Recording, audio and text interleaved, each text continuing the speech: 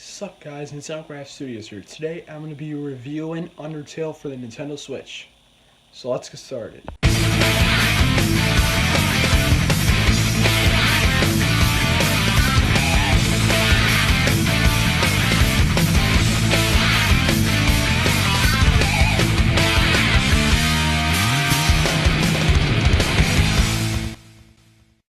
So yeah, Undertale. I'm gonna be straight up honest, I haven't played Undertale before this. I've seen the game on Steam, I've heard about it beforehand, I've thought about getting it, but I just never finally got to it.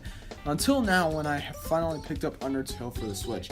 So, with that fill out of the way, let's get into the first point, the presentation. And the game's presentation is just so gosh darn good. It's done in that pixel art style, so it's just so charming to look at, especially since the game is very reminiscent of Earthbound, or Mother if you're like that. And it's very clear that the game was inspired off of this, which can be seen through, again, like I said before, pixel art and the humor.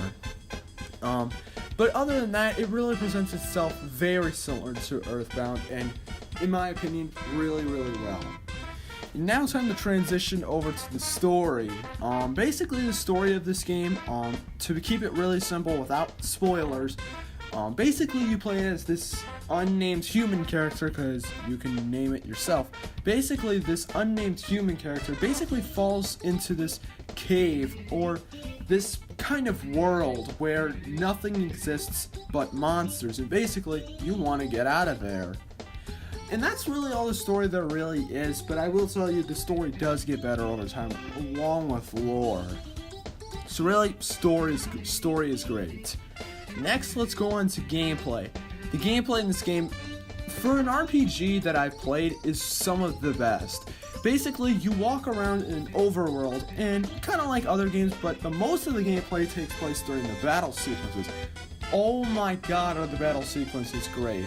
Basically, you can do normal stuff like you can fight the enemy, and what's different about it is that you can actually, you can kind of show how much you want to hit the enemy with, but basically timing a bar at the right time. You'd have to play the game yourself or see the gameplay on screen. But yeah, you can kind of control how much damage you deal to the enemies, and you can also control if you get hit or not from the enemy's impacts.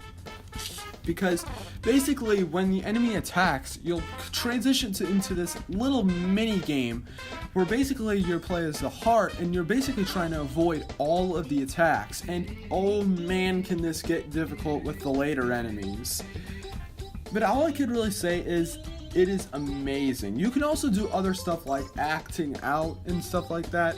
But for gameplay like this is what Earthbound could have been.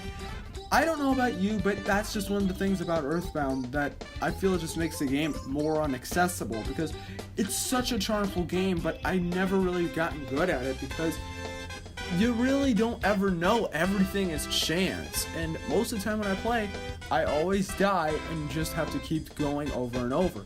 This is how it should be done, and I can only thank Toby Fox for this. Next, let's move on to controls. Now, controls are really easy. You can walk around and all that sort of stuff. The X button can bring up the menu. The A button can kind of search stuff. Very simple gameplay. At least for the overworld battle sequences are pretty easy. Really, it all controls with the control stick and the A button. That's all you really need to know. Really, the controls are easy to get to, and they are responsive. So, really, in other words, controls are pretty good, although then again, it's not like it's a really big issue, so it's acceptable. Next, let's get into the soundtrack. The soundtrack of the game is so darn good. It surely is a great one because it really also kind of is reminiscent of Earthbound or any old school 90s game when it comes to the soundtrack, where it's all bit made and stuff like that. Is that even a word? It probably isn't, but the music in this game is just so well done. And the moment Undertale fans hear Undertale music in an unrelated Undertale video, they'll just be like, oh my god, Undertale music! But I gotta say though, I know why they're doing that, because the soundtrack is so good. Next, let's move on to the content. Now, if you're a true pacifist, basically the game will only really take you about 7 to 8 hours to beat. But there is a lot of other stuff you can do in the game as well. So content-wise, it's pretty good. Also, the game is only $15 on the Nintendo eShop, so it really isn't bad. I think though for retail it might be a bit more money, roughly $30. I'm not sure, but for what I purchased, I only purchased the game for $15 on the eShop. And I gotta say, it was worth my money, as it's 8 hours long or longer if you're gonna like 100% the game and all that stuff. So content-wise, really great. Now on to my final thoughts on the game, how I think the game is. I think this game is just one of the best indie games ever made. If you haven't played this game, you need to play it now on your Switch. If you didn't play it before, but you own a Switch, now is the time to play the game. You gotta play it now. This is an experience you'll only get every now and then. And if you're an Earthbound fan who's upset that they won't get Mother 3 on their Switch, play this game. Undertale is a great game to play, and I'm sure you'll find a lot of love in this game, because so much care was put towards this game. Toby Fox wanted to make sure that this game would be one of his best. On my scale of 0 to 10, I give this game a solid 9 out of 10.